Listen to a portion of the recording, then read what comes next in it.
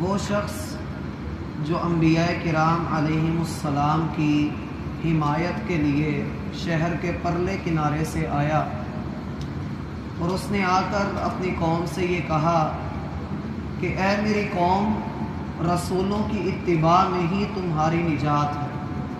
اللہ رب العالمین کے یہ برگزیدہ بندے جنہوں نے نہ تو تم سے کوئی مفاد لینا ہے، نہ ان کو تم سے کوئی غرض ہے، نہ یہ مطلب پرست ہیں، تم سے کسی چیز کا سوال نہیں کرتے۔ ان کے پاس ہدایت موجود ہے، زندگی گزارنے کا طریقہ موجود ہے، تم ان کی اتباع کرو۔ اور پھر وہ اپنی قوم کو جس انداز میں سمجھا رہا ہے جو آج ہم نے ابھی آیت پڑھی ہے، یہ انداز دعوت کے اسلوب میں سب سے بہترین انداز کہلاتا ہے۔ دعوت کے کئی ایک انداز ہیں، جب بھی آپ کسی کو کوئی بات سمجھائیں تو اس کے مختلف انداز اہل علم نے ذکر کیے ہیں۔ ان میں سے یہ بہترین انداز ہے کہ سمجھا وہ اپنی قوم کو رہا ہے، اور آیات سے یہ بات معلوم ہوتی ہے کہ وہ جن نبیوں کی پیروی کی بات کرنے کی حکم دے رہا تھا، جن نبیوں کی حمایت کر رہا تھا، یہ ان پر ایمان بھی لا چکا تھا۔ لیکن اب اپنی قوم سے مخاطب کس انداز میں ہے؟ پہلے اپنی قوم کو کہتا ہے کہ اے میری قوم، تم میرے ہی ہو، میں تمہارا ہوں، تم میرے ہو، اس لیے اے میری قوم، اے میرے گروہ، میری جماعت، تم رسولوں کی اتباع کرو۔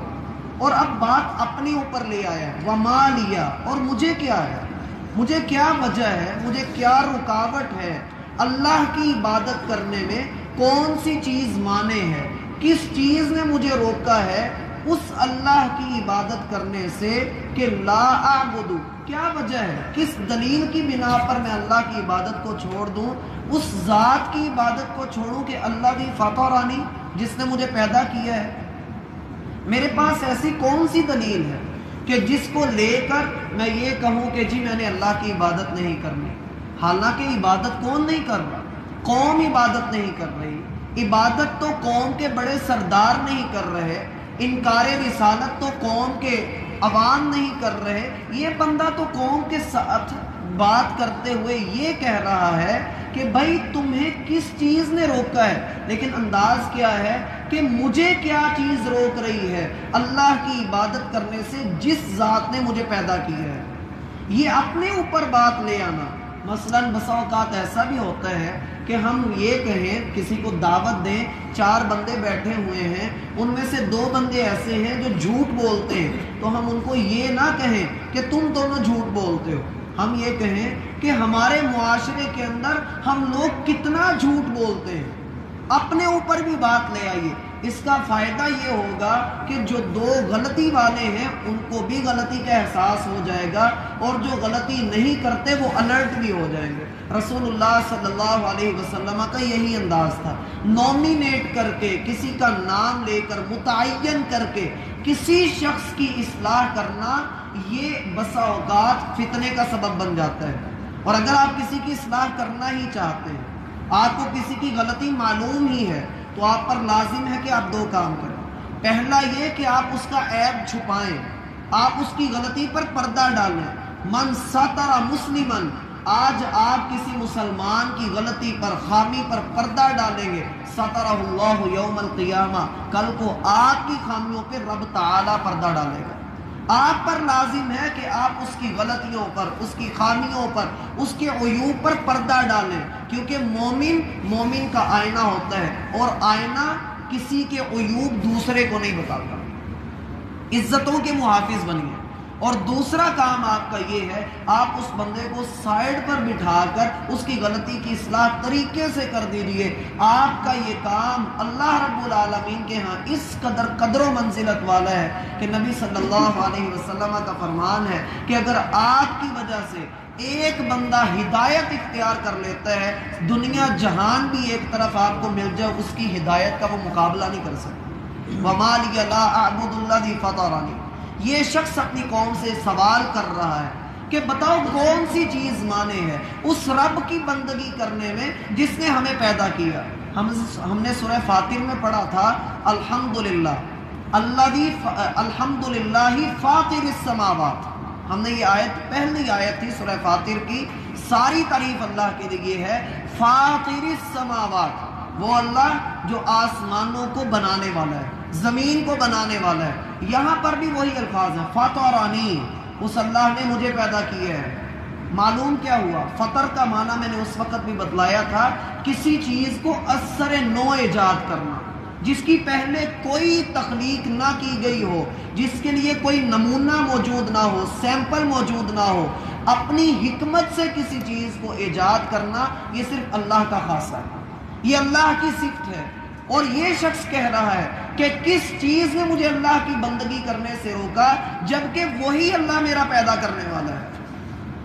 اور جب بات آتی ہے اللہ رب العالمین کے تخلیق والے کام کی، صفت تخلیق کی، تو ہمیں یہ ماننا پڑتا ہے کہ اللہ رب العالمین نے جس بھی مخلوق کو تخلیق کیا ہے، ایسا کمال تخلیق کیا ہے کہ ما ترى فی خلق الرحمن من تفاوت، آپ رحمان کی بنائی ہوئی چیز کے اندر کوئی رکھنا اور کوئی خامی تلاش نہیں کر سکتے، وہ چاہے بڑی سے بڑی چیز کیوں نہ ہو۔ آپ اس کی مثال لینا چاہتے ہیں، سورۃ الملک کی ابتدائی آیات کا مطالعہ کیجیے۔ اللہ فرماتے ہیں تبارک الذی بیدہ الملک، بڑی ہی بابرکت ذات ہے وہ جس کے ہاتھ میں بادشاہی ہے، وَهُوَ عَلَى كُلِّ شَيْءٍ قدیر، وہ اللہ کے جو ہر چیز پر قادر ہے۔ خَلَقَ الْمَوْتَ وَالْحَيَاةَ لِيَبْلُوَكُمْ أَيُّكُمْ أَحْسَنُ عَمَلًا، نیک اعمال کی پرکھ کے لیے، تمہاری آزمائش کے لیے اس نے زندگی اور موت کے تصور دیے ہیں۔ وَهُوَ الْعَلِيمُ الْقَدِيرُ، وہ جاننے والا، تم پر قدرت رکھنے والا اللہ ہے۔ خَلَقَ سَبْعَ سَمَاوَاتٍ طِبَاقًا، اوپر تلے اس نے 7 آسمان بنائے ہیں، ان آسمانوں کی تخلیق پر غور کرو، پھر دیکھو، بار بار دیکھو۔ ثم ارجع البصر کرتین ینقلب الیک البصر خاسئا وهو حسیر، تیری نظر ذلیل ہو کر واپس آ جائے گی، لیکن رب کی تخلیق میں کوئی خامی نہیں نکال سکتا۔ اللہ کا فرمان کہ الذی فطرنی، وہ اللہ کے جس نے مجھے پیدا کیا، اور اللہ اس کی اس بات کو قرآن کے اندر ذکر فرما رہے ہیں۔ یہ احساس بندے کو ہونا چاہیے کہ میں نے اللہ کی بندگی اس لیے کرنی ہے کہ میرا خالق وہ ہے، میرا مالک وہ ہے، میرا رازق وہ ہے، وہ اللہ جو رزاق ہے، وہ اللہ جو علیم اور خبیر ہے، جو سمیع بصیر ہے، علیم بذات الصدور ہے۔ لازم یہ ہے کہ انسان اس کی بندگی کرے۔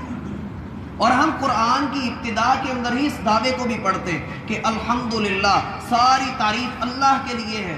دعویٰ اللہ رب العالمین نے ہمیں سکھایا، اور اس کی دلیل کے طور پہ کہا کہ رب العالمین وہ پالنے والا ہے، اس لیے اس کے لیے تعریف ہے۔ ہمارا اللہ ہماری تربیت کرتا ہے، ہمیں کنٹرول کرتا ہے، ہماری حفاظت کرتا ہے۔ جب وہ رب ہے، صرف ایک میں اپنی ذات کے اوپر ہی غور کروں، اللہ فرماتے ہیں وَفِي أَنفُسِكُمْ، تو اپنے جسم کی تخلیق کے اوپر غور کر، تو اسی میں تیرے لیے بڑی نشانی ہے۔ وَمِنْ آيَاتِهِ أَنْ خَلْقُ السَّمَاوَاتِ وَالْأَرْضِ وَاخْتِلَافُ أَلْسِنَتِكُمْ وَأَلْوَانِكُمْ، سورہ روم کے اندر ہم نے پڑھا تھا کہ اللہ کی نشانیاں ہیں اس بات میں کہ اس رب نے زمین اور آسمان کے درمیان میں تمہیں پیدا کیا، پھر تمہاری زبانوں میں اختلاف رکھا، تمہارے رنگوں میں اختلاف رکھا، تمہاری کئی نسلیں بنائی۔ اور سورہ فاطر میں ہم نے پڑھا تھا کہ وہ رب کہ جس رب نے پہاڑوں کے مختلف رنگ بنائے، وہ رب جس نے ایک ایک پھل کی کئی کئی اقسام بنا دی، پھر اس کے مختلف رنگ بنا کر مختلف ذائقے رکھ دیے، وہ اللہ کہ جو پیدا کرنے والا ہے۔ کون سی چیز آج بھی مانے ہے کہ ہم اللہ کو سجدہ نہ کریں؟